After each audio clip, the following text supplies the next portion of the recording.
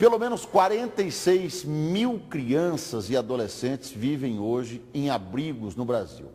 Nos últimos 2 anos, a cada 38 meninas e meninos até 15 anos de idade foram vítimas de abandono ou negligência, segundo dados do Mapa da Violência em 2014. Um exemplo recente traz este assunto à tona.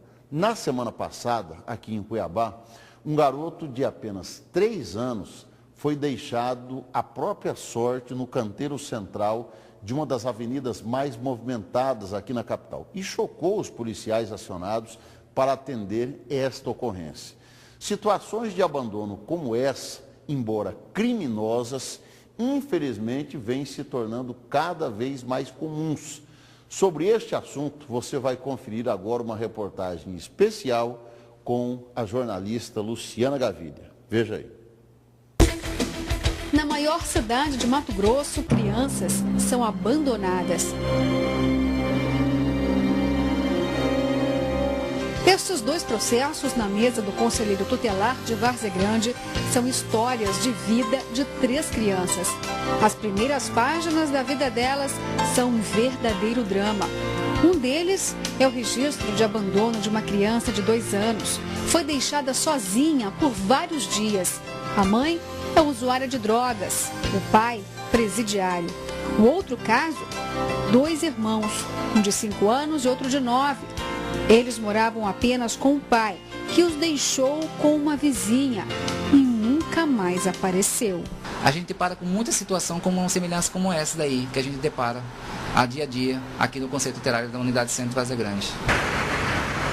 Prainha, uma das avenidas mais movimentadas de Cuiabá. O fluxo de veículos é intenso. O canteiro central, em meio a alguns papelões, serviu de berço para um menino de apenas 3 anos de idade. O soldado da PM encontrou a criança enquanto ela dormia. Estava abandonada, em péssima situação. Sujo, né, deitado no papelão, não estava nem, o sol já estava escaldante, era 8 horas da manhã, não tinha nenhuma proteção para ele, estava no sol mesmo, assim, descalço, sujo, assim, aparentando estar desnutrido. Assim que nós encontramos ele. Os números de abandono de incapaz não são reais em Mato Grosso. Existe subnotificação. A DEDICA, a Delegacia Especializada de Defesa dos Direitos da Criança e do Adolescente, registrou em 2013 um total de 22 flagrantes de abandono e nos 2 primeiros deste ano, 6 flagrantes. Em geral, quem abandona os filhos tem um perfil semelhante. A criança abandonada tem apenas presente um pai ou a mãe. E esse responsável, algumas vezes, não tem nenhum tipo de apego sentimental ou emocional pela criança. Em alguns casos, até tem algum sentimento, mas o uso da droga fala mais alto. No início, essas crianças são conhecidas como filhos do crack e, posteriormente, como os órfãos do crack. O soldado que encontrou a criança confirma o que ouviu de algumas testemunhas, de que a mãe teria subido as escadarias do Morro da Luz para se prostituir e fazer uso de drogas. O perfil de quem abandona é sempre o mesmo quando para na delegacia.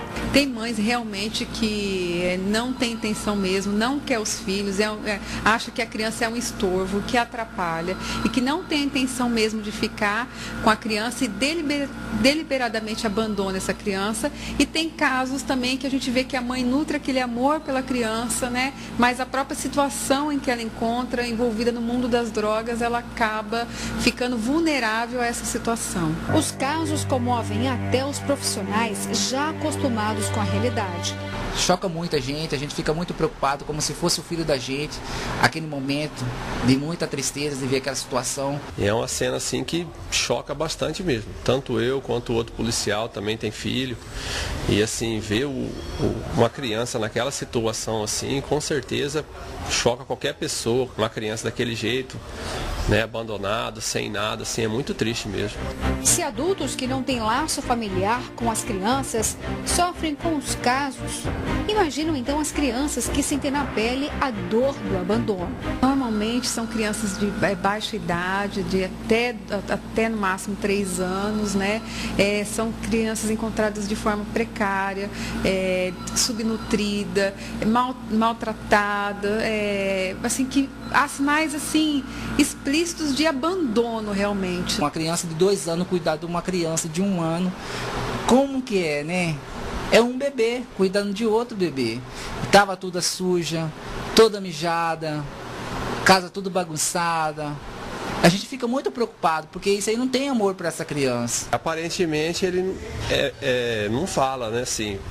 Tudo indica que ele é mudo, não posso afirmar, não sei se ele ficou muito assustado no momento, mas assim, ele não falou nenhuma palavra com a gente. Quando os responsáveis pelas crianças abandonadas são encontrados, há acertos para fazer com a justiça. Todos esses casos, tanto os 22 do ano passado e esses 6 esse ano, todos com prisão da mãe, em flagrante.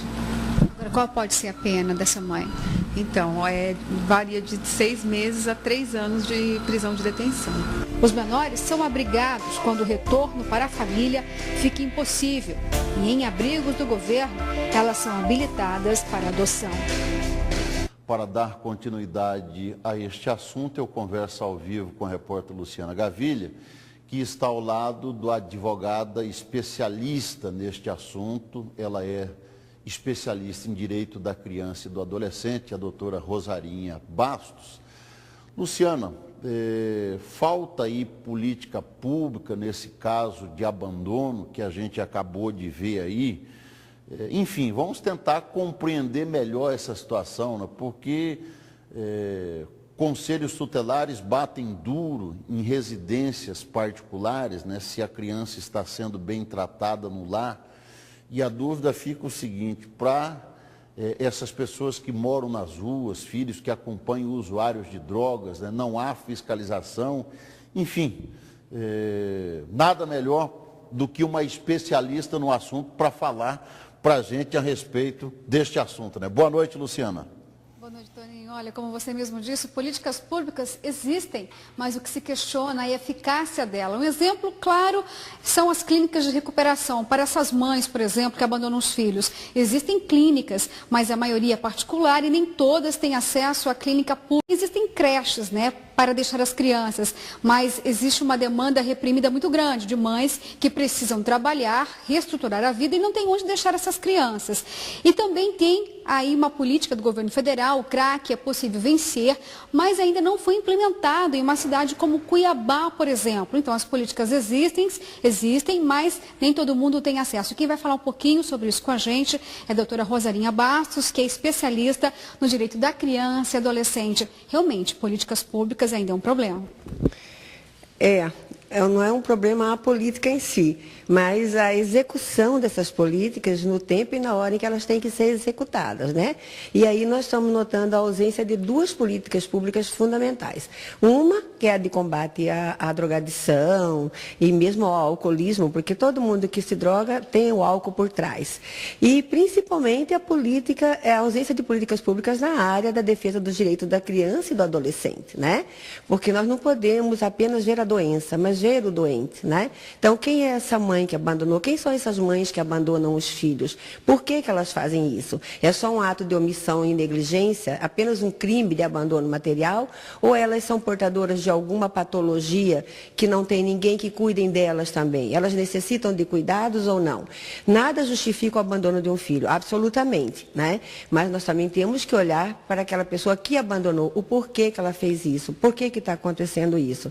Mesmo porque a nova lei de adoção, ela é bem ampla. Ela diz que a mãe que não quer ter seu filho, na gestação, pode procurar a vara da infância e juventude e dizer, olha, não quero criar esse filho. E ela vai ter, junto com aquele bebê que está sendo gestado, todo acompanhamento clínico, psicológico, né, para essa criança ir para a adoção assim que ela nascer. E mais do que isso, A lei da adoção, a nova lei da adoção é rigorosa. Ela diz que as crianças não podem ficar mais do que 2 anos nas instituições acolhedoras. Este é o problema hoje, porque se uma criança como essa que a gente mostrou na reportagem, né, abandonada, ela vai para uma instituição do governo, ela tem um prazo para ficar ali, porque tem crianças que famílias já viram, querem adotar, mas não podem ainda. Tem que cumprir esse prazo de tentativa de reinserção com a família que abandonou. Exatamente. Com a família que abandonou, não. Com a família consanguínea extensa. Então, a equipe multidisciplinar da instituição acolhedora tem a obrigação primeira de exaurir a busca para tentar pegar um parente, nem que for de 100º grau, não interessa. Mas é a família extensa, é consanguínea. Porque sempre a gente encontra alguém, algum parente na família que quer ficar com essa criança. E eu falo pela prática da minha vida, que eu, inclusive, passando pelo lar da criança, estive lá há algum tempo, a gente conseguiu reintegrar muitas crianças na família consanguínea em outros estados, entendeu? Agora, há um prazo de no máximo 2 anos. Não conseguiu reintegrar essa criança, o juiz tem obrigação, né, de provocar o Ministério Público que vai pedir a destituição do poder familiar dessa criança para ela ir para uma família substituta. Agora, eu concordo também plenamente que no primeiro momento procure a família consanguínea, né? E em não encontrando, aí sim, há uma lavada, vai para uma substituta. Mas a lei, ela é clara e ela é precisa, ela tem que ser aplicada. Agora, doutora, como mostrou a reportagem, apenas no ano passado, 22 mães foram presas em flagrantes. Elas vão ficar no máximo 3 anos, né, detidas. De alguma forma, essa prisão vai reestruturar emocionalmente, vai curar o vício dela, ou quando ela sair, ela pode repetir o mesmo ato de engravidar novamente, já que está fazendo uso de entorpecentes e abandonar novamente uma criança. Resolve isso, essa punição? O Toninho disse bem isso aí antes da gente entrar na reportagem. É um círculo vicioso, né? Se nós não tratarmos a causa, nós não vamos curar a doença, né? E eu tenho um pensamento do Augusto Cury que eu gosto muito, que ele diz assim que a gente não deve olhar a doença, mas deve olhar o doente. Porque quando se olha o doente, a gente trata a doença com a causa da doença. Que tem que ser punida, né? Porque cometeu um crime. Abandono de criança, pelo amor de Deus, né?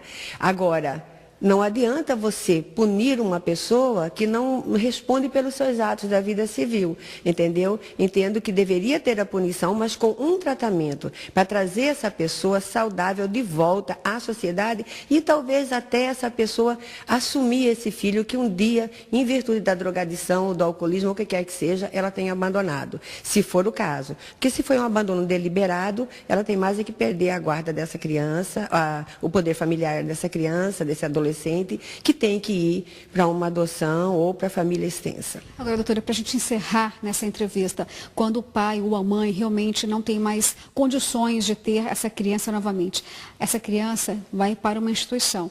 Ela pode adoecer se não for adotada, ela vai ter sequelas emocionais, é um preconceito, de repente, não querer adotar uma criança que foi filho de um dependente químico. Qual é a situação dessa criança? Infelizmente, o brasileiro agora está mudando um pouco o perfil, mas na grande maioria eles não procuram adotar uma criança como um gesto de amor, como é preconizado em na nossa mídia, nas nossas campanhas que a gente faz, né? E a SEJA faz umas campanhas fenomenal, não é verdade? Eles procuram a adotar, talvez até para preencher uma lacuna de não poder ter tido um filho, com raras exceções, claro, né? Então, assim, o brasileiro quer adotar criança branca, do sexo feminino de olhinho azul, né? Olha a nossa descendente, olha a nossa miscigenação, né? Então esse adotar não é um gesto de amor, né? E por isso que nossas crianças crescem nas instituições acolhedoras, se tornam pré-adolescente e adolescente, e aí realmente ninguém quer, porque tem preconceito com adolescente e pré-adolescente. Eu não me canso de dizer para as pessoas que querem adotar que essas crianças que estão em instituição acolhedora são papel em branco, coraçãozinho delas, cérebro delas, não tem mensagem de família, entendeu? Pode adotar com toda certeza do mundo de que elas vão amar essa família como família própria, bem como devem ser amadas, sem preconceito, senão não é adoção, né? Ok, doutora, muito obrigada pela sua participação. Bem, Toninho, eu volto com você. Ok, obrigado aí a participação de Luciana Gaviri e a nossa convidada, a doutora Rosarinha, agora.